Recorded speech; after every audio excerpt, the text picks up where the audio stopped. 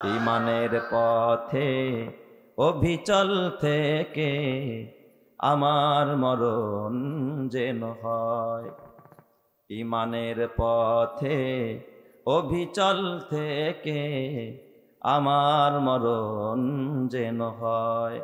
তোমারই কাছে মিনতি আমার, তোমারই কাছে মিনতি আমার, মহামহিম দয়াময়। ঈমানের পথে অবিচল থেকে আমার মরণ যেন হয়। ঈমানের পথে অবিচল থেকে আমার মরণ যেন হয়। প্রতিদিন মিথ্যের মুখোমুখি হয়, বেদিন ফাসেকেরা করে হইচই।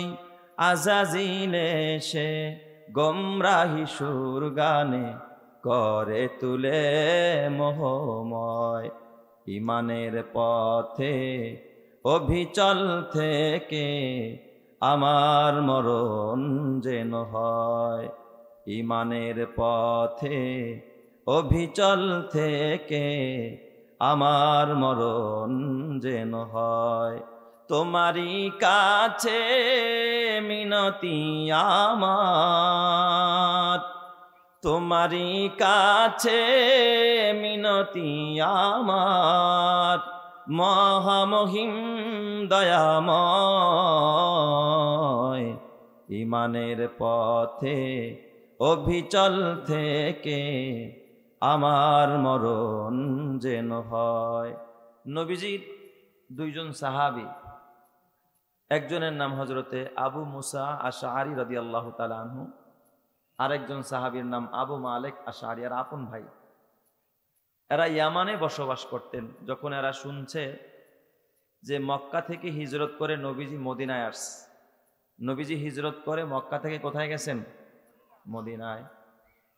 আবু মুসা আশআরী এবং আবু মালিক আশআরী পরামর্শ করলো, ভাই রে, নবীজি মক্কায় নাই, মদিনায় আগমন করেছে, চলো, নবী আমার হিজরত করেছে, আমাদেরকেও হিজরত করতে হবে। ঘরবাড়ি ফেলে সব কিছু রেখে আমরা নবীর কাছে যাব। সুবহানাল্লাহ, জোরে কোন সবাই।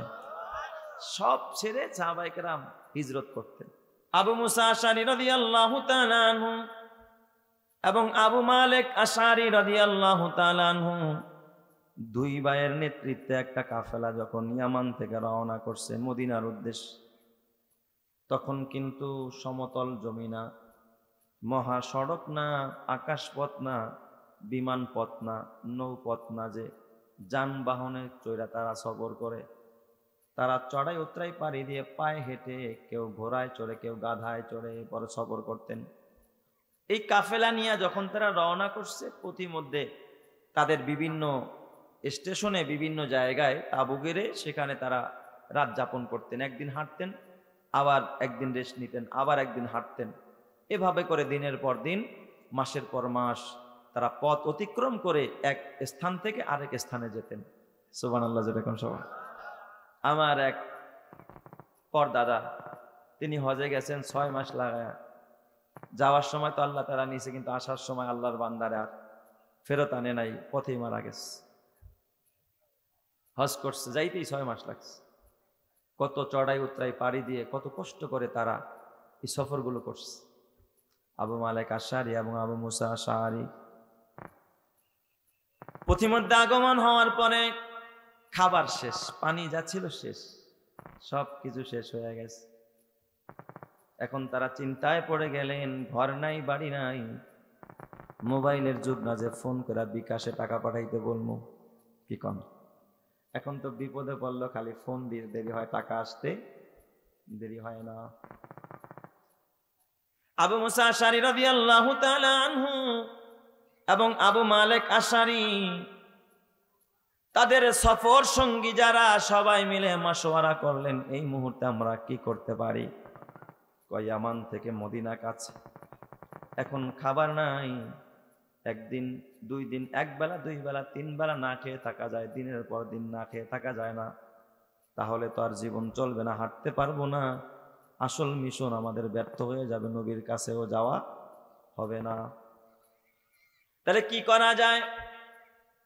ঘোড়সওয়ার একজন সাহাবীরে পাঠায়া দাও, বিশ্বনবীর দরবার সোনার মদিনায় গিয়া আমাদের হালাতগুলো বিশ্বনবীর কাছে খুলে বলবে, যা বলবে, নবীজি ইয়ামান থেকে কাফেলা হিজরত করে মদিনায় আসতেছিল, তাদের খাবার শেষ হয়ে গেছে, আপনি মেহেরবানি করে তাদের জন্য একটু খাবারের ব্যবস্থা করে দেন, কিছু খাবার পাঠিয়ে দেন, নয়তো বা এই কাফেলা মদিনায় আগমন করতে পারবে না। এই সংবাদ দিয়া একটা দ্রুতগামী ঘোড়ায় একজন আরোহীকে পাঠায়া দিছে, বার্তাবাহককে, মদিনার ভিতরে। ওই আগন্তুক সাহাবী মদিনায় আসতে আসতে এশারের নামাজে রক্ত হয়ে যায়। ওই সময় মদিনায় মসজিদে নববীর বাহিরে যখন দাঁড়ানো বিশ্বনবী, মানবতার নবী, রহমতে আলম নবী এশারের নামাজ পড়াইতেছিলেন। বিশ্বনবী এশারের নামাজে কেরাত আসতে পড়ে না, জোরে পড়ে। নবীজি কেরাত পড়তেছিলেন, সাহাবী মসজিদের বাহিরে দাঁড়ায় রয়েছে, নবীর সাথে কথা বলবে, নবীজি নামাজে ইমামতি করতেছে, আর নবীজি তখন এই আয়াতটা পড়তেছিলেন, ওয়ামা মিন দাব্বাতিন ফিল আরদি ইল্লা আলাল্লাহি রিজকুহা ওয়া ইয়ালামু মুস্তাকাররাহা ওয়া মুস্তাওদাআহা কুল্লুন ফি কিতাবিম মুবিন। নবীজি আমার এই আয়াত যখন সজোরে তেলাওয়াত করতেছিলেন, নবীর তেলাওয়াতের আওয়াজ যখন ওই সাহাবীর কানের মধ্যে আসলো, তার অন্তরের মধ্যে ঢুকে গেছে। আরে আল্লাহ তো এই আয়াতে বলেছে, পৃথিবীর বিচরণকারী সব মাখলুকাত, সব আল্লাহ তাআলা যত সৃষ্টি এই জমিনের মধ্যে আল্লাহ তাআলা করেছেন, যারা জমিন দিয়া বিচরণ করেন, সবার রিজিক নাকি আল্লাহ দেয়। বাঘের রিজিক আল্লাহ দেয়, সাপের রিজিক আল্লাহ দেয়, সিংহের রিজিক আল্লাহ দেয়, পানির যত মাখলুকাত তাদের রিজিক আল্লাহ দেয়, আকাশের যত সৃষ্টি আছে, বাতাসের যত সৃষ্টি আছে, স্থলে জলে সব জায়গার মাখলুকের রিজিক যদি আমার আল্লাহ দেয়, আশরাফুল মাখলুকাত আমরা মানুষ জাতি, আমরা তো আর ওই কুকুরের চাইতে খারাপ না, শুকুরের চাইতেও খারাপ না, আমরা জঙ্গলের বাঘের চাইতেও খারাপ না, সিংহের চাইতেও খারাপ না। যে আল্লাহ সব মাখলুকরে খাওয়াইতে পারে, ওই আল্লাহ কি আমারে খাওয়াইতে পারবে না? আমি আর নবীর কাছে চাবো না? যে আল্লাহ এই কথা বলেছে যে সবার রিজিকের জিম্মাদার আল্লাহ, আমি নবীর কাছে না বলে আবার ফেরত গেলেন, আর রাস্তা দিয়ে হাঁটতেছেন আর আয়াত তেলাওয়াত করতেছেন, চিৎকার মেরে কন্যা আল্লাহু আকবার। আপনারা বলেন রিজিকের জিম্মাদার যিনি, তিনি কে? সাহাবী কয়, তাহলে আর চায় লাভ নাই, আসল মালিক যে তিনিই কি করবেন, রিজিকের ব্যবস্থা করে দিবেন। সাহাবী যখন রাস্তা দিয়ে হাঁটতেস, ওই দিক দিয়া কাফেলার কাছে গেলেন, রাত্র গভীর হয়ে যায়, কাফেলার কাছে ডাক দিয়া বলে, ও কাফেলার লোকেরা, সুসংবাদ শোনো, সুসংবাদ। সবাই মনে করছে নবীর কাছে বইলে আসছে, খাবার আইতেছে, খাওয়া আইতেছে আর কি। কয় সুসংবাদ শোনো। কয় কি সুসংবাদ? কয় শোনো, তোমাদের জন্য মালিক খাবারের ব্যবস্থা করে দিবে। সুবহানাল্লাহ। সাহাবী কি বলছে? কে ব্যবস্থা করবে? মালিক ব্যবস্থা করবে। তো ওরা মনে করছে নবী বুঝি খাওয়ান পাঠাইতেছে। এই কথা বইলা সাহাবী আয়াতের উপরে, আল্লাহর উপরে পূর্ণ তাওয়াক্কুল কইরা, আমার আল্লাহ ডাক দিয়া কও, মাইয়া তাওয়াক্কাল আলাল্লাহ ফাহুয়া হাসবু, যে আল্লাহর উপরে তাওয়াক্কুল করে তার জন্য যথেষ্ট হয়ে যান যিনি, তিনি কে? আরো জোরে বলতে হবে, তিনি কে? আল্লাহ। তার তাওয়াক্কুল যেমন, আল্লাহর ফয়সালা তেমন। সাহাবী মসজিদের ভিতরে গিয়ে আয়াত পড়তেছিলেন, সেজদায় পড়ে কাঁদতেছেন, আল্লাহ তুমি মিথ্যা ওয়াদা দাও না, তোমার ওয়াদা কোনোদিন খেলাফ হয় না। সাহাবী মসজিদে তাহাজ্জুদ পড়তেছে, এই দিক দিয়া দেখতেছে কাফেলা। হঠাৎ দুইজন মানুষ খাঞ্চা ভরে, একটা খাঞ্চার ভিতরে গোস্ত বোনা, আর একটা খাঞ্চার ভিতরে রুটি বানানো, গরম রুটি, এত সুন্দর সুঘ্রাণ রুটি। এইগুলো নিয়ে কয়, নেন, এই যে আপনাদের মালিক আপনাদের জন্য গোস্ত আর রুটি পাঠায়া দিছে। চিৎকার মেরে কন্যা আল্লাহু আকবার। ঈমানের পথে অভিচল থেকে আমার মরণ যেন হয়, ঈমানের পথে অবিচল থেকে আমার মরণ যেন হয়। তোমারই কাছে মিনতি আমার, তোমারই কাছে মিনতি আমার, মহামহিম দয়াময়,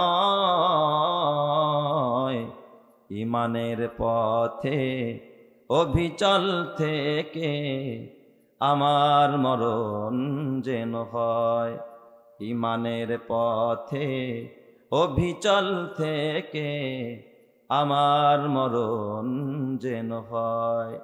প্রতিদিন মিথ্যের মুখোমুখি হয়, বেদিন ফাসেকেরা করে হইচই। আজাজিল এসে গোমরাহি সুর গানে করে তুলে মোহময়। ইমানের পথে অবিচল থেকে আমার মরণ যেন হয়। ইমানের পথে অবিচল থেকে আমার মরণ যেন হয়।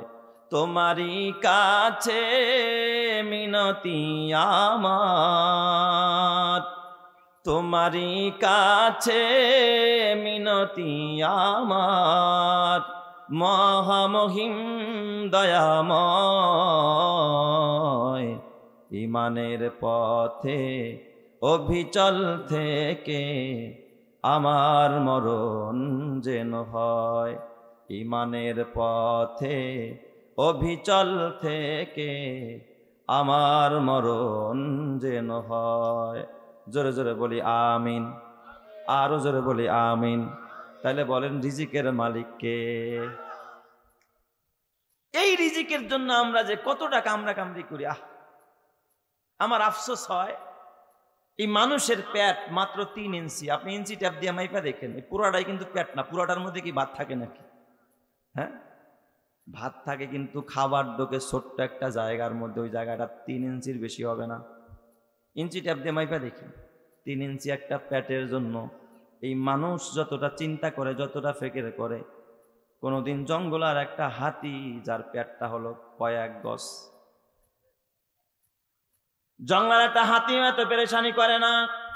জঙ্গলার একটা বাঘ, জঙ্গলার একটা সিংহ, পানির অতল গভীরের তিমি মাছ, হাঙ্গর, কুমির, সাপ, বিচ্ছু, বিশাল বড় বড় অজগর, আলাম একটা আস্তে একটা ছাগল, যেই অজগর সাপ একাই গলৎকরণ করে ফেলে, একসাথে এক লোকমায় খেয়ে ফেলে। একটা অজগর সাপ কোনোদিন সে তার রিজিক নিয়ে এতটা চিন্তা করে না। মাত্র 3 ইঞ্চি পেটওয়ালা একটা মানুষ রিজিক নিয়ে যতটা চিন্তা করে, কথা ঠিক না ব্যাঠিক? যারা এই চিন্তা করতে গিয়া মানুষ খুন করে, এই চিন্তা করতে গিয়া মানুষকে গুম করে, এই চিন্তা করতে গিয়া সুদ খায়, ঘুষ খায়, মিথ্যা কথা বলে, ক্ষেতের আইল কাটে, আরে ভাইকে ভাই চোখ উঠায়া সম্পদ আদায় করে, আরেকজনের ঘরে শিং দেয়, হত্যা করে, দর্শন করে, খুন করে, গুম করে, দুর্নীতি করে, কথা ঠিক না ব্যাঠিক? যারা কয় ইঞ্চি পেটের জন্য? 3 ইঞ্চি একটা পেটের জন্য। এক রাজা, গল্প মনে পড়ছে, বলবো? এক রাজা, টাকা পয়সা হইলে মানুষ তো অন্ধ হয়ে যায়, তাই না? এক রাজা দুনিয়ার মোহে, সম্পদের মোহে তার জ্ঞান গুণ সব হারায় ফেলছে, আসল জ্ঞান হারায় ফেলছে। তো রাজায় খালি শৌখিনতা খুঁজে, টাকা হইলে যা হয় আর কি। এখন দর্জিদেরকে ডাকছে, এই দর্জি আলাদা, আমার এমন একটা জামা বানায় দিবি যেই জামার দ্বিতীয়টার পৃথিবীর কেউ পরে না, এমন মডেলের একটা জামা বানায় দিবি, অনন্য, যেটার কি নাই আর সমকক্ষ বা সমতুল্য আর দ্বিতীয় পিস বাংলাদেশে সারা পৃথিবীতে কোথাও নাই, এমন একটা জামা বানায় দিবি। বলেন এটা কি সম্ভব নাকি? সম্ভব না। দর্জিরা এক একজন এক একটা বানায় দেয়, কয় দূর বেড়া, কি বানাইছো? আমার কথা মানতে, কেউ জেল দেয়, কেউ একেবারে হত্যা করে ফেলায়। আমার হুকুমটা মানতে পারোস নাই, কি বানাইছিস? এক দর্জি ছিল বড় চালাক, এ আবার টেক্সটাইল ইঞ্জিনিয়ার আর কি, আছে না, খুব ভালো, একবারে প্র্যাকটিস ভালো বুঝে। কয় বাচ্চা এটা আমি পারবো। সুবহানাল্লাহ বলবেন না? কিছু কিছু মানুষের মধ্যে আল্লাহ তাআলা কিছু এলেমের সাথে হিকমত দান করছে। সুবহানাল্লাহ জোরে কোন সবাই। এই যে আলেম ওলামারা বসা, আল্লাহওয়ালারা বসা, বলেন তো তাদের মধ্যে আল্লাহ যেমন এলেম দান করেছে, পাশাপাশি হেলেমও দান করছে, ঠিক না বে ঠিক? হিকমত আল্লাহ তাআলা দান করছে। তো ওই দর্জি টেক্সটাইল ইঞ্জিনিয়ার আর কি, উনি আমি পারবো, কয় তাহলে বানাও। কয় না বাচ্চা এত তাড়াতাড়ি না, এটার জন্য বিশাল বড় এক ফ্যাক্টরি লাগবে, কয়েকশো বিঘা জায়গা দেওয়া লাগবে আমারে। বাদশাহ তো ওইটা বানাইবে। ঠিক আছে তোরে দিলাম, সরকারি টাকা দিয়ে কয়েকশো বিঘা জায়গা দিয়ে দিস। দেখেন না 600 বিঘা জমি, সরকারি এক কর্মকর্তা হয়ে পুরা এলাকায় দখল করছে। 600 বিঘা জমি একাই দখল করে ফেলাইছে, আছে না নাই? এরকমের বাটপার আর সিটার আমাদের জমিনের মধ্যে আছে না নাই? অভাব নেই। তো এরপরে কয় এখানে অত্যাধুনিক মেশিন লাগবে, বিদেশ থেকে আমদানি করতে হবে। খালি বাদশা থেকে টাকা নেয়, ও আলুটায় ভিতরে কিচ্ছুই করে না, টাকা নিয়ে বাড়ি করতেছে আর কি। বাদশারে ধোকা দিতেছে, যেমন বাদশা তেমন তার দর্জি। তো এখন ও তো বাড়িঘর কইরা পুরো একেবারে বেগম পাড়ায় গিয়া, কানাডায় গিয়া, হ্যাঁ বিশাল বড় শিল্প কারখানা খুলছে বাচ্চারে ধোকা দিয়া। বাচ্চারে বুঝাইছে কি, আমি এমন এক জামা বানাই দিব, এটার কোনো কি নাই, দৃষ্টান্ত আর পৃথিবীর কোথাও নাই। বুঝছেন কথাটা? তো তখন ও করছে কি, 3 বছর পর্যন্ত এই কাজ করছে একটা জামা বানানোর লেগে আর কি। আসলে তো কিচ্ছু না, 3 বছর খালি বাচ্চারে বানায় বানায় খাইছে। নেওয়া শেষ কয়, বাচ্চা আগামী অমুক তারিখের অমুক দিন আপনাকে ওই জামাটা পরায় দিব, তবে ঘরে পরায়ও না, আপনার দরবারে রাজ সিংহাসনে বসায়া আপনার রাজ্যের সমস্ত ভিআইপি ব্যক্তিবর্গদেরকে দাওয়াত করবেন, তাদের সামনে আপনার এই পোশাকটা আমি পরায়া দিব। বাদশাহ ডাক ডোল বাজায়া পুরা দেশের মধ্যে, দেখেন না জমকালো অনুষ্ঠান করে তারপরে খেলা উদ্বোধন করে। তো বাদশাহ এরকমের ভিআইপি জামা পরবে, পুরা জমকালো অনুষ্ঠান আর কি। এখন বাদশা রাজ সিংহাসনে বসছে, আর টেক্সটাইল ইঞ্জিনিয়ার ও বড় চালাক, ও উঠাই কয়, এই ভাই খবরদার শুনেন, আমি বাদশারে যে জামাটা পরাবো, এই জামাটা কিন্তু যার জন্ম ঠিক নাই সে চোখে দেখতে পারবো না। যার জন্ম ঠিক নাই সে কি দেখবো না, চোখে দেখতে পারবো না। যার জন্ম ঠিক আছে সেই শুধু দেখতে পারবো। শর্ত একটা দিছে, কঠিন শর্ত। এখন ও বিশাল বড় এক বক্স বানায়া একেবারে ডাকডোল, ও নিজেও রাজকীয় পোশাক পরছে, একেবারে ডাকডোল বাজায় আসছে। এবার জামা পড়াবে, বাচ্চারে শাহী সিংহাসনের চেয়ারে বসাইছে। এবার ওই দর্জি দাঁড়াইছে এক পাশে, আরেক পাশে তার সহকারী। কয়, বাচ্চা এবার আপনার গায়ের জামাটা খোলেন। পুরা গায়ের জামাটা খুলছে। জামাটা খুললা এবার বাক্সের মধ্যে থেকে কি বাড়ি করছে কেউ কিছু দেখেন, আসল কিচ্ছুই নেই। কয়, বাচ্চা হাত দেন, ডাইন হাত দেন। কয়, এই ঢুকাই দিলাম আর কি, খালি হাত দিয়ে অভিনয় করছে, এই ঢুকাই দিলাম ডাইন হাতটা। বাম হাত দেন, বাম হাতের মধ্যে বাম হাতাটা ঢুকাইছে। কয়, যে গায়ে দেওয়াই দিছি, দেখতেছেন তো? আমি যদি বাসায় কয় দেখি না, তাতে তার জন্মের কি নাই, ঠিক নাই। কয়, হ দেখতেছি, ভালোই হয়েছে। বাচ্চা কি কয়, দেখতেছি ভালোই হয়েছে। এখন পুরা গায়ের জামা খুলছে, এখন কোনটা পরাইব? নিচেরটা। আল্লাহর নাম নেয়ার দিছে পায়জামায় এক টান। পায়জামা খুললে আবার কয়, বাদশা দেন, ডাইন পাও দেন। ডাইন পাও দিছে। কয়, দেন বাম পাও দেন। কয়, পরাইছি, ভাল লাগছে তো? কয়, চমৎকার। সবাই খালি চোখ ডাকে, নাক ডাকে। এখন শর্মে আর লজ্জায় কেউ কিছু বলতে পারে না, কারণ যদি কয় যে কই কাপড় তো দেখি না, তাহলে তো কইব তোর জন্মের ঠিক নাই। এখন দেখবেন তালে তালে সবাই খালি তাল মারে, যতই দুর্নীতি করুক, যতই চুরি করুক, আর ডাকাতি করুক, আর ছিনতাই করুক, আর মানুষ খুন করুক, আর জিম্মি করুক, তারপরে কয়, জি বস, ইয়েস বস, ম্যাডাম ঠিক আছে, আপনিই ঠিক আছেন। কথা ঠিক না ব্যাটিক জোরে কান? এই তালের কিছু কপাল পোড়া আমাদের সমাজে আছে না নাই? আরো জোরে কান, আছে না নাই? এদের কারণে পাপের ফিরিজটা কি করছে, অনেকের বেড়ে গেছে। কেউ উচিত কথাটা কয় না, সবাই চুপচাপ, বোবা শয়তান। কইলেই তো কি হয়ে যাবো, জারজ হয়ে যাবো আর কি, যেও দেখে না। সবাইকে হা দেখতেছি। বাচ্চা জায়গায় কিরে কেমন হয়েছে? কয়, খুব বেস্ট, অনেক চমৎকার, এত সুন্দর দেখা যায়। সবাই মহা খুশি আর কি। বাচ্চায় কয়, তাহলে এত সুন্দর পোশাকটা পরলাম, আসল কি গায়ে কিছু আছে? উপরেও কিছু নাই, নিচেও কিছু নাই। কয়, তাহলে এই শাহী হাতি আন, হাতিতে উঠাইয়া পুরা রাজ্যটা আমারে ঘুরা, সবাই একটু দেখা। বাচ্চারে বসায় আবার রাজ্য ঘুরায়। এখন যে দেয় ওই যে ভয় একটাই, যদি কই কোনো পোশাক দেখি না, তাইলেই তো কি হয়ে যাব, জারজ হয়ে যাবে আর কি, আসল অরিজিনাল তার জন্মের ঠিক নাই। এখন এক বেচারায় গেছে দেখতে, তার ছেলে কয়, আব্বু তুমি যাচ্ছ দেখতে, আমিও যাব। ছোট্ট এক শিশু বাচ্চা। এই বাচ্চায় কয় বাবা আমি তো দেখি না ভিড়ের কারণ আমার কাঁধে লাও। ছেলেরে নিচে কাঁদে, বাচ্চার সামনে দাঁড়ায় হাতের তালি দিয়া কয় বাচ্চা বাবা সর্বনাশ সর্বনাশ, আমাকে রাজায় দি ল্যাংটা, আমাকে রাজায় দি ল্যাংটা। যেই কথাটা দুনিয়ার কেউ বলতে পারে না একটা শিশু বলে দিয়েছে। ঠিক না ব্যাটিক যখন, যেটা তার উজির পারে নাই, মন্ত্রী পারে নাই, মিনিস্টার পারে না, একটা শিশু বাচ্চায় বলে দিয়েছে। আমাদের দেশের দুর্নীতির বিরুদ্ধে, অন্যায়ের বিরুদ্ধে রাঘব বোয়ালেরা বলে নাই, কচি কাঁচা কিশোর ছেলেরা বলে দিয়েছে। কথা ঠিক না ব্যাটিক যখন, রক্ত দিয়েছে, জীবন দিয়েছে। ওদের শাহাদাতের নজরানায় আল্লাহ তাআলা সকল জালেম থেকে, সকল জুলুম থেকে এই মানবতাকে মুক্তি দিয়েছে। যেই কথাটা সবাই বলতে পারে না, ওই কথাটা আমাদের দেশের ছাত্র ভাইয়েরা, ছাত্র বন্ধুরা বলে দিয়েছে। কথা ঠিক না ব্যাঠিক জোরে কান। অনেক কথা যায় না বলা, ইমান হালকা বলে, তাই তো কথা ঘুরিয়ে বলি, তাই তো নানান চলে। ঠিক না ব্যাঠিক জোরে কান। স্বল্প দামে ইমান বেচি যাই আখেরাত ভুলে, ভুলের মাসুল দিতে তখন চড়তে হবে শুলে। আখেরাতে বুঝা যাবে, হক কথা যদি না বলো আখেরাতে বোবা শয়তান হয়ে দাঁড়াইতে হবে। কথা ঠিক না ব্যাঠিক জোরে কান। এই জন্য অনেক বাবা দেখবেন রিজিকের পাগল হইয়া সন্তানটারে মাদ্রাসায় দেয় না, কয় খাইব কি কইরা, আছে না? মাদ্রাসায় দেয় না, আলেম বানায় না, কওমি মাদ্রাসায় দিতে চায় না, কয় এখানে সরকারি কোনো সনদ নাই। এই সন্তানরে মাদ্রাসায় দিলে খাবে কি, চলবে কেমনে, ভিক্ষা করে চলতে হবে। আরে কেজিতে দে, এই জন্য তোমার সন্তান কেজিতে গিয়া পাজি হইছে। কথা কয় না? কেজির মধ্যে তোমার বাচ্চাকে পড়ানো হয়েছে, কি শিখায়? শরিয়তে অজগর কি শিখাইছে? শরিয়তে অজগর শিখাইছে, শরিয়তে আপা। এই জন্য আপার লগে খালি প্রেম করে বেড়ায়। রসইতে ইঁদুর, ইঁদুরের কাম গম চুরি করা। এই জন্যই দেখবেন সর্বপ্রথম ত্রাণের মাল চুরি করে খায়। ঠিক না ব্যাঠিক?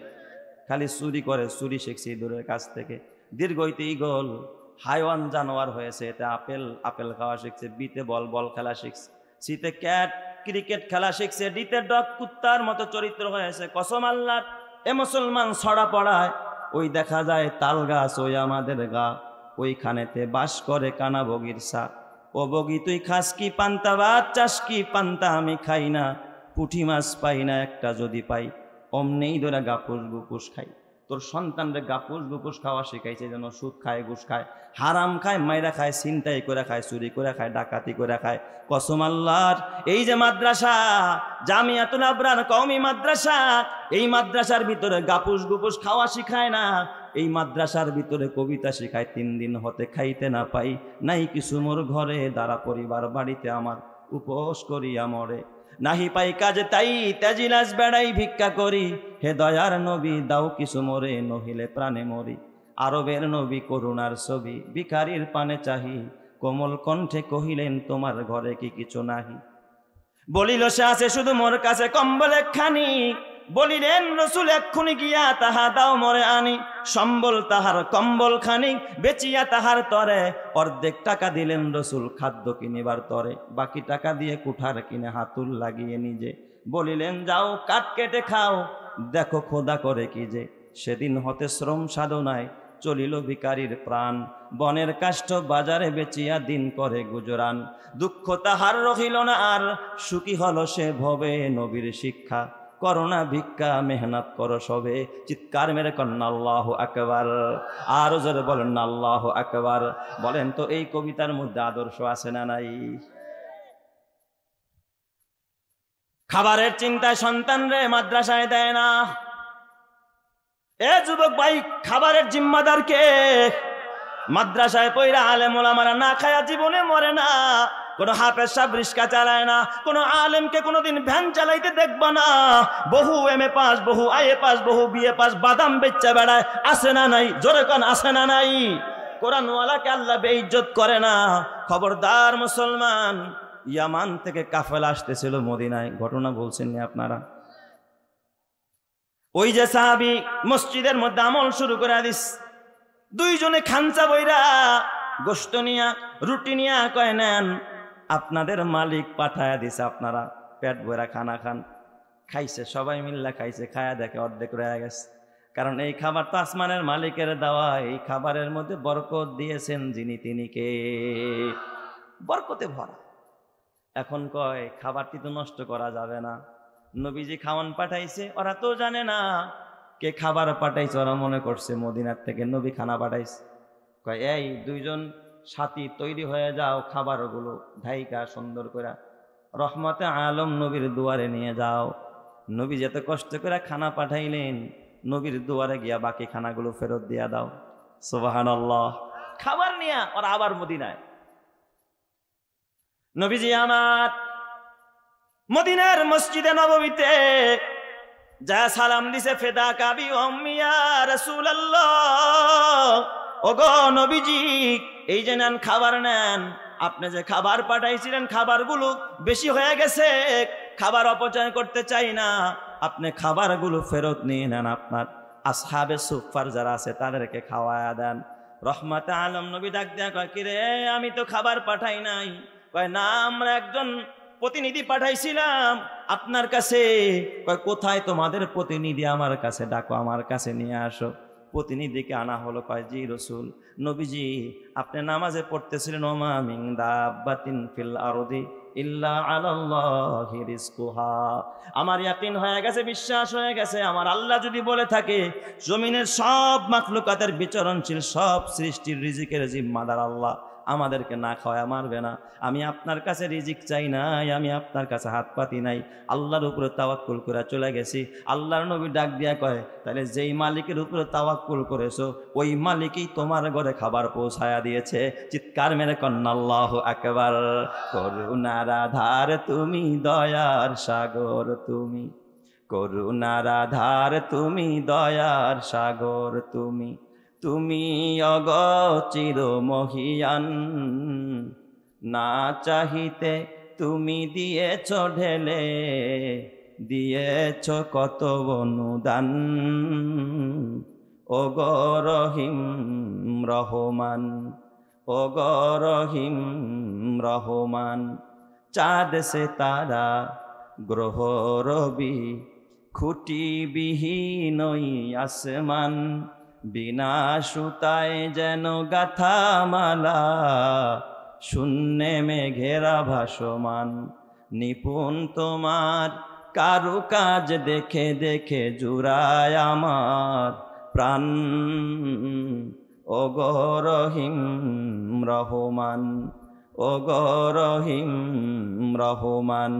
করুণার আধার তুমি, দয়ার সাগর তুমি, তুমি অগচির মহিয়ান, না চাহিতে তুমি দিয়েছ ঢেলে, দিয়েছ কত অনুদান, ওগো রহিম রহমান, ওগো রহিম রহমান। জোরে জোরে বলেন আল্লাহু আকবার। তাহলে রিজিকের মালিক কে? আল্লাহ শুধু মানুষরা খাওয়ায় তা না। আপনাদের কষ্ট হইতেছে নাকি? আমি কি শেষ করে দিব ভাই? আল্লাহ শুধু মানুষরে খাওয়ায় তা না। মুসা নবীর নাম শুনছেন নি? ছোট নবী না বড় নবী? যেই মুসা নবী ডাইরেক্ট কথা কয় কার সাথে? আল্লাহর সাথে। একবার আর দুইবার নয়, মুসা পয়গাম্বার ৩,৫০০ বার সরাসরি ডাইরেক্ট আরশের মালিকের সাথে কথা কয়। সুবহানাল্লাহ। কয়বার? ৩,৫০০ বার কথা বলছে পয়গাম্বার মুসা কালিমুল্লাহ। মাদিয়ানের ভিতরে শুআয়ব নবীর কন্যা বিয়ে যখন করে ফেললেন, আল্লাহ নির্দেশ দিলেন মুসারে এবার আর মাদিয়ানে থাকলে হবে না, ও মুসা জলদি যাও, মিশরের জমিনে চলে যাও রে মুসা। ইজহাব ইলা ফিরআউনা ইন্নাহু তাগা, যাও ওইদিকে যাও। মুসা পয়গাম্বর বিবির সাথে নিয়ে রওনা, অন্তঃসত্ত্বা গর্ভবতী বিবি। ও আমার পর্দানের মা, মাগো তোমরা যারা বয়ান শুনতেছো মা, তোমাদের হাতে পায়ে ধরা বলি মা, এই রূপ দ্বারা যৌবন এক সময় জং ধরে যাবে মা। নাকের ফুল থাকবে না, কানের দুল থাকবে না, গলার মালা থাকবে না, হাতের বালা থাকবে না। কালকে যদি মরে যাও মা, কোথায় যাবে নাকের ফুল, কে নিবে কানের দুল, কোথায় যাবে গলার মালা, কে চাইবে হাতের বালা। ও মা, ইন্ডিয়ান 3 পিসটাও সাথে যাবে না, হোম টেক্সের বিছানাটাও কবরে বিছায়া দিবে না, শুধুমাত্র ওই 2 গজের সাদা কাফনের কাপড় তোমার সঙ্গী হবে। কথা ঠিক না ব্যাঠিক জোরে কান। এই দুনিয়াতে তুমি যতই করো আমার আমার, চোখ বুঝেই দেখো লাগবে তোমার শুধু যে আধার। এই দুনিয়াতে তুমি যতই করো আমার আমার, চোখ বুঝেই দেখো লাগবে তোমার শুধু যে আধার। যাদের প্রেমেতে তুমি গো আজ হলে দিওয়ানা, এরা জেনে নাও কেউ কবরের সাথী হবে না। যাদের প্রেমেতে তুমি গো আজ হলে দিওয়ানা, এরা জেনে নাও কেউ কবরের সাথী হবে না। কেউ বুঝা তোমার নিবে না সেই হাসর ময়দানে, কেউ বুঝা তোমার নিবে না সেই হাসর ময়দানে। কি আমল তুমি করলে নিয়ে যাবে সেইখানে, ফুল ফুটে যেমন ঝরে তেমন খোদার বাগানে। আয়ু কতক্ষণ কার এখানে কে বলো জানে, তাই থাকতে সময় নাও বুঝে ভাই জীবনের মানে। সব আছে লেখা দেখে না ওই আয়াতে কোরআনে, সব আছে লেখা দেখে না ওই আয়াতে কোরআনে। আল্লাহ তুমি আখেরাতের পুঁজি জোগাড় করার তৌফিক দাও, জোরে কানা আমিন। মুসা নবীর বিবি গর্ভবতী, অন্তঃসত্ত্বা, গভীর রাত, বিবির প্রসব বেদনা, ডেলিভারির যন্ত্রণা। একজন মা, শুধু ভুক্তভোগী মাই জানে সন্তানের মা হওয়া যে কত বড় কষ্টের, দুনিয়ার বাবারা বুঝবে না। মায়ের কাছে মাতৃত্বের সুখ সকল সুখের কাছে হার মানায়, কিন্তু একজন মা কতটা কষ্ট, কতটা ত্যাগ আর কতটা কোরবানি স্বীকার করে একজন সন্তানকে পেটের মধ্যে 10 মাস 10 দিন বোঝাবায়। কত কষ্ট করে সন্তানের প্রসব যন্ত্রণা একজন মা, ভুক্তভোগী মা যন্ত্রণাটা সহ্য করে। হযরত মুসা নবীর বিবি প্রসব যন্ত্রণা বাইরে গেছে। ব্যথার রোগীরে যদি আগুনের তাপ দেওয়া হয়, ব্যথার যন্ত্রণাটা একটু কি হয়, লাগবো হয়। মুসা নবী তো বিবিরে ভালোবাস, ডাক দেয়া বলে, বিবি আমার একটু দাঁড়াও, আগুন নিয়ে আসি। যাই তোমার জন্য একটু আগুন নিয়ে আসি। আগুনের তাপ নিলে মনে হয় যেন একটু ব্যথাটা প্রশমিত হয়। সুবহানাল্লাহ বলতে ইচ্ছা হয় না আপনাদের? আর একটু জোরে বলেন। আগুন আনতে মুসা নবী কই গেছে? তুর পাহাড়ের দিকে। ওইখানে যাওয়ার পরে আমার আল্লাহ, মুসা নবীর সাথে লম্বা সময় কথা হয়। মুসা নবী আল্লাহকে দেখতে চায়, লম্বা ঘটনা ঘটে যায়। নূরের তাজাল্লি দেয়। ফালাম্মা তাজাল্লা রাব্বুহু লিল জাবাল জালাহু দাক্কাও ওয়া খাররা মুসা সাইকা। নূরের তাজাল্লি যখন দিয়েছে মুসা, পাহাড়টা গলে গেছে। মুসা বেহুশ হয়ে জমিনে পড়ে গড়াগড়ি খাইতেছে। হঠাৎ হুশ আসছে, আহারে অন্তঃসত্ত্বা প্রেগনেন্ট বিবিরে রেখে আসলাম একা একা, তার জিম্মাদারি আমি কারে দিয়ে আসলাম, এই চিন্তা তার মাথায় ঢুকছে। এই লম্বা সময় এখানে আমি কাটাইলাম, আমার বিবির ফিকির কে করবে, বিবির জিম্মাদারি কে নিবে, তার মাথায় এটা ঢুকছে। একজন মানুষের মেমোরিতে কল্পনায় যে কি আছে এটাও জানেন যিনি, চিল্লায় বলতে হবে তিনি কে? মুসা নবীর মেমোরিতে এই কথাটা ঢুকছে, এটা জানতেন কে? আল্লাহ তাআলা ডাক দিয়া কয়, মুসা, এ মুসা, ওই যে হাতের লাঠি দেখা যায়, লাঠি, মুসা রে, পাহাড়ের পাদদেশে ওই যে একটা পাথর দেখা যায়, মুসা ওই পাথরে একটা আঘাত কর। মুসা পয়গম্বর লাঠিটা হাতে নিয়ে পাথরের মধ্যে আঘাত করলেন, পাথরটা ফেটে চৌচির হয়ে গেল। মুসা নবী দেখলেন পাথরের ভিতর থেকে আরেকটা সুন্দর স্বচ্ছ মসৃণ একটা পাথর বের হয়েছে। আল্লাহ আদেশ করে কয়, মুসা, দ্বিতীয় যেই পাথরটা পাথরের ভিতর থেকে বের হয়েছে এটার গায়ে আবার আঘাত।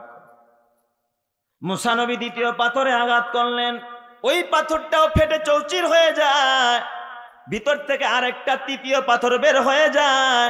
আল্লাহ তাআলা ডাক দিয়ে কয়, মুসা, তৃতীয় পাথরে আঘাত করো। পয়গম্বর মুসা তৃতীয় পাথরের মধ্যে যখন আবার আঘাত করলেন, পাথরটা ফেটে চৌচির হয়ে যায়। কিন্তু মুসা নবী তাকায় দেখে এই তৃতীয় পাথরটা ফাটার পরে ভিতর থেকে একটা পোকা বের হয়েছে, যেই পোকার মুখের মধ্যে খাবার দেখা যায়। আর এই পোকাটা খাবার মুখের মধ্যে নিয়ে রবের প্রশংসা করতে করতে পাথরের উপর দিয়ে হাঁটতেছে। আর এই পোকার জবানের ভাষাগুলো আল্লাহ তাআলা মুসা নবীর কানের মধ্যে ফালায়া মুসা নবীকে বুঝার মতো যোগ্যতা দিয়া দিছে। চিৎকার মেরে কন্না আল্লাহু আকবার। শামস কমার সুরখে জমি আঞ্জুম আখতর, দশতে দিওয়াল ওয়াদি এ সাহারা ও সমন্দর, মোরা মোলক তামদরু তৈর কবুতর, শাম সে হর জুলম তুজু আহমর আসগার, গুলজার গুলো পুরগে সাজার কিসনে বানায়া, গুলজার গুলো পুরগে সাজার কিসনে বানায়া, তালেব মায়ুসি কা হো ये सब जिसने বানায়া। চিল্লায় বলেন সব কিছুকে বানাইছেন কে? মুসা নবী দেখে ওই পিঁপড়াটা, ওই পোকাটা খাবারটা মুখের মধ্যে নিয়ে রবের প্রশংসা করে, সুবহানা মাইয়ারানি, আমি গুণগাথা বয়ান করতেছি ওই রবের, পবিত্রতা বয়ান করি ওই রবের। সুবহানা মাইয়ারানি, এই তিন পাথরের মধ্যে যেই আল্লাহ আমাকে দেখে, সুবহানা মাইয়ারানি ওয়া ইয়াসমাউ কালামি, আর আমি এই তিনটা পাথরের ভিতরে বসে আমি কি বলি এই কথাটাও শোনেন যিনি, তিনি কে? ওয়া ইয়াসমাউ কালামি ওয়া ইয়ারযুকুনি, তিনি আমার রিজিক দেয়। এই পাথরের ভিতরে, তিনটা পাথরের ভিতরে, যেই জায়গায় কোনো দরজা নাই, জানালা নাই, ভেন্টিলেটর নাই, বেলকুনি নাই, অক্সিজেন ঢোকে না, বলেন তো ওই জায়গার ভিতরে একটা পোকারে বাঁচায় রাখেন। চিল্লায় বলেন তিনি কে? আর ওই জায়গার ভিতরে একটা পোকারে রিজিক দেয় যিনি, তিনি কে? ওই আল্লাহ কি তোমার আমার রিজিক দেওয়ার ক্ষমতা আছে না নাই? ওয়ায়ারযুকুনি ওয়ায়াজকুরুনি, শুধু আমার রিজিক দেয় তা না, আমাকে স্মরণ করে প্রতিনিয়ত আমার কথা মনেও রাখে। ওয়ালা ইয়ানসানি, একটা মুহূর্তের জন্য আমার রব কোনোদিন আমারে ভুলে না। চিৎকার মেরে কন্না আল্লাহু আকবার। এই জন্য আমার আল্লাহ ডাক দেখা, ওয়ামা মিন দাব্বাতিন ফিল আরদি ইল্লা আলাল্লাহি রিজকুহা ওয়া ইয়ালামু মুস্তাকাররাহা ওয়া মুস্তাওদাআহা কুল্লুন ফি কিতাবিম মুবিন। এ আমার যুবক ভাই, ও বুড়া বাবা, তো যেই কথা বলতেছিলাম, বাবা সন্তানরে মাদ্রাসায় দিতে চায় না, কয় কি এই মাদ্রাসায় বইরা মোল্লা বানায় লাভটা কি, খাইও কি? ডাক্তার হইতে পারবো না, ইঞ্জিনিয়ার হইতে পারবো না, আপনাদের বিরক্তি আসতেছে না? ছেড়ে দিব তাহলে আর কয়েক মিনিট। কারণ আজকের মাহফিলের যিনি সভাপতি, অনেক বড় আলেমে দিন কাসেমি সাহেব, তার মানে দেওবন্দে পড়ুয়া, আলহামদুলিল্লাহ বলেন। হুজুর দোয়া করবেন, বড় আলেমরে বসায় কথা বলা এটাও বেয়াদবি, মুক্তাজায় হাল অনুযায়ী কথা বলা উচিত। অল্প কয়েক মিনিট সময় নিব, ধৈর্যচ্যুতি ঘটাবো না। এ যুবক, ও বুড়া বাবা, মাদ্রাসায় পড়া কেউ ঠকে নাই, মাদ্রাসা বানায়া ঠকে না, মাদ্রাসায় দান করেও কেউ ঠকে না। এ যুবক ভাই, কালকে যদি তোর মরণ আইসা যায়, তোর জন্য দোয়া করার মানুষ আসেনি। তুই একটু চোখ বন্ধ করে চিন্তা কর, তোর সম্পদ ভাগাভাগি নিয়ে মামলা মোকদ্দমা হবে, বিভিন্ন রকমের বিচার সালিশ হবে তোর সম্পদ ভাগাভাগি নিয়ে। কিন্তু তুই বাবা মরার পর এমন কোন সন্তান আসেনি তোর কবরের পাশে দাঁড়ায় বলবে রব্বির হামহুমা কামা রব্বায়ানি সগীরা। এমন একটা সন্তান তুমি রাইখা গেলা কিনা?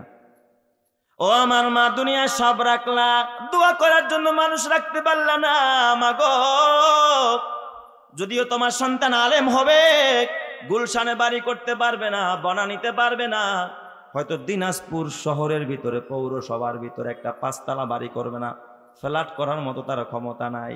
কিন্তু জানো না মা, একজন হাফেজে কোরআন, এই যে জামিয়াতুল আবরার নেককারদের মাদ্রাসা, এই মাদ্রাসার একটা হাফেজে কোরআন, একটা আলেম, একটা তালিবুল ইলম কিয়ামতের ময়দানে আর কত দাম হবে আপনি জানেন? এই পৃথিবীর ভিতরে সব চাইতে একটা বড় ভবন আছে আমেরিকার নিউ ইয়র্কে, টুইন টাওয়ার, যার নাম 110 তালা। টুইন টাওয়ারের নাম শুনছেন না? কয় তালা? 110 তালা। এর থেকে আরো একটা বড় ভবন আছে, সুউচ্চ ভবন আছে মালয়েশিয়ার কুয়ালালামপুরে, 145 তালা, 145 তালা। এই মালয়েশিয়ার কুয়ালালামপুরের চাইতে আরো একটা বড় ভবন আছে দুবাইতে, বুর্জ আল খলিফা, 165 তালা। বিজ্ঞান বলে, সায়েন্স বলে, আধুনিক বিশ্ব বলে পৃথিবীর সব চাইতে সেরা ভবন হলো 165 তালা। এর চাইতে বড় কোনো বিল্ডিং পৃথিবীর জমিনের কোথাও নাই। তাহলে পৃথিবীর সর্বোচ্চ ভবন কত তালা? 165। কোন দেশে? দুবাইতে, বুর্জ আল খলিফা। এ আমার যুবক ভাই ও বুড়া বাবা, হয়তো তুমি বেগম পাড়ায় বাড়ি বানাইলা, হয়তো তুমি নিউ ইয়র্কে গিয়া বুকিং দিলা, অথবা মালয়েশিয়ার কুয়ালালামপুরে অথবা বুর্জ আল খলিফায় বুকিং দিলা, কিন্তু এই যে জামিয়াতুল আবরার কওমি মাদ্রাসা, এই মাদ্রাসার একজন হাফেজে কোরআন যদি ওর বাবা ভ্যান চালায়, ওর বাবা কৃষক মানুষ, ওর বাবা দিন মজুর, ওর বুকিংটা কোথায় তোমার তো জানা নাই। হাসরের ময়দানে আমার আল্লাহ ডাক দিয়া বলবে, হাফেজে কোরআন আয় আয়, তোর জন্য আমি আল্লাহ বেগম পাড়ায় নয়, দিনাজপুরের আমি আল্লাহ দিনাজপুরের শহরের মধ্যে তোর বুকিং নয়, আমি আল্লাহ আমেরিকার নিউ ইয়র্কের 110 তালায় নয়, মালয়েশিয়ার কুয়ালালামপুরের 145 তালায় নয়, বুর্জ আল খলিফার দুবাইয়ের 165 তালায় নয়, আমি আল্লাহ তোদের প্রত্যেকের জন্য 6666 তালা বিশিষ্ট জান্নাতটা বরাদ্দ দিলাম। এক একটা আয়াত পড়বি আর আমার জান্নাতের মধ্যে চড়তে থাকবি। আমি 6666 তালা বিশিষ্ট জান্নাতটা তোদের জন্য বরাদ্দ দিয়া দিলাম। চিৎকার মেরে কন্না আল্লাহু আকবার। আলেমেরই মাতা পিতা বড় ভাগ্যবান, রোজ হাসরে মাথায় হবে তাজ পরিধান, হাসরেরই কঠিন মাঠে হবে হাহাকার, সেই মুহূর্তে দেখবে সবাই কিনা চমৎকার, প্রশ্ন হবে মুকুট মাথায় কে বা কাহারা, জবাব হবে আলেমেরই মা বাবা তাহারা, সেই মুকুটের জ্যোতি হবে সূর্য থেকেও অধিক, যদিও তাহা এই দুনিয়ার ঘরে করে ঠিক। ওই সমস্ত মাতা পিতা বড় ভাগ্যবান, এই জগতে নেই কেহ হয় তাদেরই সমান, এই জগতে সবার ঊর্ধ্বে এলেমের ঈমান, ওই এলেমকে যাকে খুশি আল্লাহ করেন দান, এই এলেমের গুণে আদম সম্মানিত হয়, ফেরেশতারা সেজদা করে কোরআনে তা কয়, এই জগতে যাদের সিনায় দ্বীনি এলেম নাই, তাদের মতো হতভাগা আর তো কেহ নাই। কথা ঠিক না বেঠিক জোরে কন। এ আমার বাবা, আমি বিদায়ের দিকে চলে আসলাম। হয়তোবা তোমার যেই ছেলেটা দাঁড়ায় প্রস্রাব করে, ওর গাড়ির জন্য তুমি ব্যস্ত, আর বাড়ির জন্য ব্যস্ত, আর শিক্ষার জন্য ব্যস্ত। যেই মেয়েটা বেপরদায় প্রেম প্রীতি করে বেড়ায়, ওর সুখ শান্তি নিয়ে তোমার কত পেরেশানি হতে পারে, ওর কারণে তোমাকে জাহান্নামে জ্বলতে হবে। নিজে আলেম হতে পারো নাই, সন্তানরে আলেম বানাইতে পারো নাই, মরার আগে অন্তত একজন আলেম রে বন্ধু বানায় খোদার কবরে যাও, একজন আলেম রে সঙ্গী বানায় কবরে যাও, একজন আলেমের খাদেম হয়ে কবরে যাও। আল্লাহর নবী বলে, আনা ওয়া কাফিলুল ইয়াতীমি কাহাতাইনি ফিল জান্নাহ, এই দুই আঙ্গুল যেমন পাশাপাশি, যারা এতিমকে লালন পালন করে, এতিমের জন্য মাথা গোজার ঠাই করে দেয়, পড়াশোনার ইন্তজাম করে দেয়, আমি মোহাম্মদ ওয়াদা দিয়া বললাম ওই মানুষটাকে নিয়ে আমি মোহাম্মদ পাশাপাশি, দুই আঙ্গুল যেমন একসাথে থাকে, তারে নিয়ে আমি একই সাথে পাশাপাশি একই জান্নাতে থাকবো। সুবহানাল্লাহ, নবীর ওয়াদা। আমার বাবা, আমার জীবনের একটা বাস্তব ঘটনা শোনায়। আমার এক বাল্যকালের বন্ধু, একসাথে পড়াশোনা করেছি, হাফেজ জুনায়েদ। এই ছেলেটা হাফেজ ছিল, বড় কড়া হাফেজ, টনটনা হাফেজ। আমাদের যখন কোনো আয়াত দরকার পড়তো, বলার সাথে সাথে কম্পিউটারের মতো বইলা দিত, এত নম্বর সূরার, এত নম্বর পারার, এত নম্বর আয়াত। খুব মেধাবী ছিল, হেফজোটা ভালো, কিন্তু কিতাবখানায় গিয়া কেন যেন রেজাল্টটা তেমন একটা ভালো করতে পারে নাই। এখন তিনি হেফজোখানার একটা নামি দামি হেফজোখানায়, আন্তর্জাতিক একটা হেফজখানায় পড়ায়। তো জুনায়েদের সাথে আমার মাঝে মাঝে কথা হয়। আমার এই বাল্যকালের বন্ধু জুনায়েদ, ওর মা অসুস্থ, বারবার দোয়া চায়। যেদিন ওর মা মারা যায়, আমার আগেই সবার আগে ফোন দিছে, দোস্ত যত ব্যস্ততা থাকুক আমার কলিজার ধন, আমার মা তো জান্নাত তো বিদায় নিয়ে গেল, তোমার আসতে হবে। আমি ওর মায়ের জানাজা আমি গিয়েছিলাম, একজন হাফেজে কোরআন মায়ের মৃত্যুর পরে তার অবস্থাটা কেমন হয়েছে, শুধু এতটুকু কথাই আপনাদেরকে মেসেজ স্বরূপ শোনাইতে চাই। হাফেজে কোরআন বড় হয়ে গেছে, বিয়ে শাদী করছে, তার মা মারা গেছে। জুনায়েদ